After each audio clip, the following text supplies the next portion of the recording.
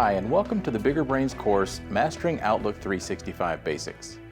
My name is Chip Reeves, and for over 30 years I've been an IT consultant and a Microsoft trainer, helping people to be more productive with technology. Microsoft Outlook is a powerful tool you can use to stay connected and get organized, and I'm excited to teach you how to use its features. This course covers what is now referred to as Outlook Classic. A new version of Outlook is also available. It is more closely aligned to the web version. The majority of what is covered in this course will apply to both the Classic and new Outlook.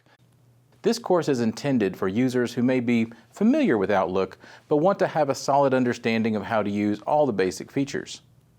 We'll start with navigating the Outlook interface, using the Backstage area, and customizing the layout, including the reading pane and the to-do bar.